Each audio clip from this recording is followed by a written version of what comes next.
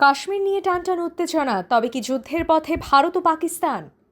ভারত নিয়ন্ত্রিত জম্মু কাশ্মীরের পর্যটন নগরী পেহেলগ্রামে ভয়াবহ বন্দুক হামলার ঘটনায় ফের উত্তেজনা ছড়িয়ে পড়েছে উপমহাদেশে। মঙ্গলবার 22 এপ্রিল স্থানীয় সময় 3টার দিকে ঘটে যাওয়া এই ঘটনায় অন্তত 26 জন নিহত হয়েছেন। আহত হয়েছেন আরও অনেকে। হামলায় নিহতদের অধিকাংশই ছিলেন ভ্রমণকারী পর্যটক, যাদের মধ্যে একজন বিদেশিও রয়েছেন বলে জানা গেছে। এই হামলাকে 2019 সালের পর কাশ্মীরের সবচেয়ে প্রাণঘাতী হামলা হিসেবে বিবেচনা করা হচ্ছে। অজ্ঞাত বন্দুকধারীরা পেহেলগ্রামের জনপ্রিয় এলাকায় নির্বিচারে গুলি চালায়। হামলার দায় স্বীকার করেছে দ্য রেজিস্ট্যান্স ফ্রন্ট নামের একটি বিচ্ছিন্নতাবাদী গোষ্ঠী। তাদের দাবি, কাশ্মীরে 85,000 বহিরাগতের অবৈধ বসতি প্রতিষ্ঠার প্রতিবাদে এই হামলা চালানো হয়েছে। ভারতের পুলিশ এই ঘটনার জন্য ভারতীয় শাসন বিরোধী সন্ত্রাসীদের দায়ী করছে। দেশটির সাবেক সেনা ও গোয়েন্দা কর্মকর্তারা সরাসরি পাকিস্তানের দিকে আঙুল তুলেছেন। তাদের দাবি, পাকিস্তানের সামরিক বাহিনীর মদদে এই হামলা সংগঠিত হয়েছে এবং এর বিরুদ্ধে শক্ত প্রতিক্রিয়া জরুরি। এ ধরনের উত্তেজনা নতুন নয়। 2019 সালে পুলওয়ামা হামলায় 40 জন ভারতীয় আধা সামরিক বাহিনীর সদস্য নিহত হওয়ার পর ভারত পাকিস্তানে বিমান হামলা চালায়।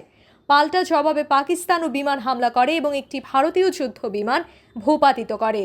সেই সময়কার উত্তেজনাও সীমান্তে যুদ্ধ পরিস্থিতি তৈরি করেছিল। কাশ্মীরে স্বায়ত্তশাসন বাতিলের পর কেন্দ্রীয় শাসনের অধীনে আনা হয় অঞ্চলটিকে।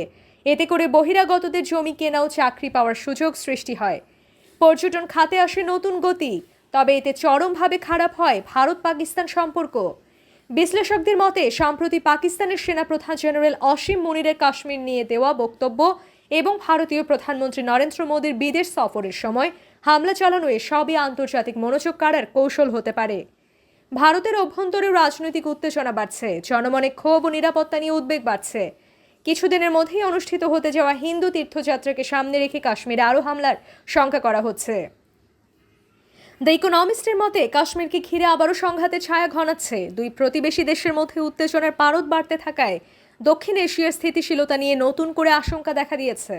শান্তি আলোচনার পথ রুদ্ধ হয়ে গেলে পরিস্থিতি যুদ্ধের দিকেও মোড় নিতে পারে বলে সতর্ক করেছেন বিশ্লেষকরা।